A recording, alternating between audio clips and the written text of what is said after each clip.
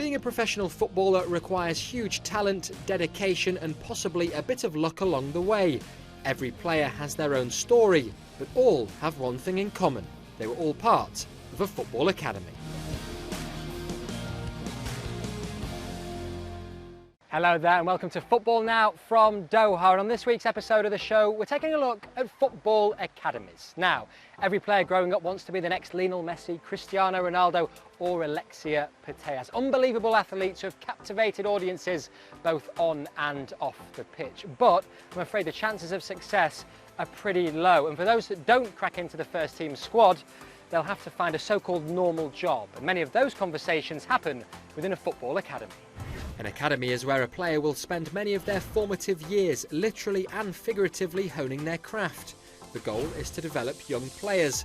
While some may go on to play top-flight football in Europe or represent their country in international tournaments, many more will eventually settle in other career paths. The attrition rates are really high. The numbers vary. There have been various studies done down in the years, but I think it's pretty widely accepted that as much as 90+%, as high as 98% of the players within an academy won't go on to firstly play for that team at the first team level or even have a career in the game. So the dropout rate is huge. So we know the logistics of a football academy, why they're there and what the goal is, but just how important are they in football's modern era? I think it's just kind of changing the way they operate. There's a lot more access to footage and data, and I think particularly when you get into the higher age groups, you can spread your net a bit further because there are so many applications and services at your fingertips where you can go and see a kid in South America that you otherwise would have had to fly thousands of miles to go and see. So it's kind of shrunk the world in that respect. Now, having won their first ever Asian Cup back in 2019, Qatar has emerged as a bit of a continental footballing superpower, and after the country hosted the 2022 FIFA World Cup just last month, it's fair to say that all eyes have been on the Middle Eastern nation. The way the team has been built, it's not just overnight. It's been over the years, over many years. The Aspire Academy, the coach himself, the former coach Felix Sanchez, he's built it through the younger players who have come up in the academy, and the last Asian Cup as well, Qatar, they didn't just win it by fluke, and that just goes to show how the team has been built over the years.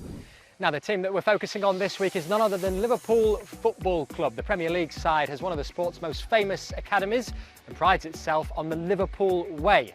Now, one man that learned all about that slogan from a very young age is Neil Mellor. He forced his way into the first team and won the Champions League along the way. Yeah, Liverpool's unique because it's one of the biggest football clubs in the world, and it's had a proud tradition of what its beliefs and methods have been. So Liverpool way to me was this: you've got to do the simple things perfect. Now, the simple things were pass, control, move, but do them perfectly. And the slogan which the great Ronnie Morano always used to say to many Liverpool players was this: hard work beats talent when talent doesn't work hard. So Liverpool players have talent, but they've still got to work hard to beat the opposition. Well, two of those who had the talent and the work ethic at the Liverpool Academy were Michael Owen and Steven Gerrard. Owen went on to score 158 goals for the English side, whilst Gerrard is widely recognised as one of the Premier League's best ever players. They were the best players through the academy in recent years, and they were the players that me and my teammates, we wanted to be the next Steven Gerrard, the next Michael Owen. So I never got to see him in the youth team because he was in the first team so quickly, but when he was in the first team, he accepted me very quickly because I'd been on the same pathway as him coming through the youth team. So he put his arm around me and he helped me settle into the first team because he'd been on the same route himself. A 2021 study of top young players in academy programmes found that psychological stress, anxiety of competition, disruption to family life, demanding schedules, physical exhaustion and abusive relationship with coaches are some of the many challenges faced. So, at a time where discussion on mental health is critical, what does the future hold for football academies? Yeah, I think it's a really interesting point because there is a bigger focus being put now on the attrition rates and the aftercare. But there's also a greater push than ever to find the next superstar, to be able to have that one up on your rivals. I would just hope that the attention remains on the aftercare element and making sure that because they are children essentially. We think of them as football players, but these are young children who need to be cared for and need to be treated in ways that isn't going to be damaging. We need to make sure that whatever academy they're in, whether that's anywhere across Europe with the elite clubs or somewhere down the food chain, that their experience is enriching no matter what the end goal is. I think that's something that a lot of clubs and a lot of coaches are working towards, and I just hope it continues to progress in that direction. I think for a young player to come through any academy in the top European clubs or even around the world, it's massive because it saves the football club a lot of money, for these young players to come through. I think that's one factor. I think another factor is that these young players have a real understanding about what the football club's about, what the city's about, what the people who are in the stands are all about as well, which is quite unique.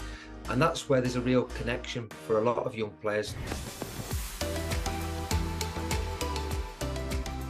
Well, that brings us to the end of this week's show. Do let us know your thoughts at home using the hashtag FootballNowAcademies, and we'll see you next time for more Football Now.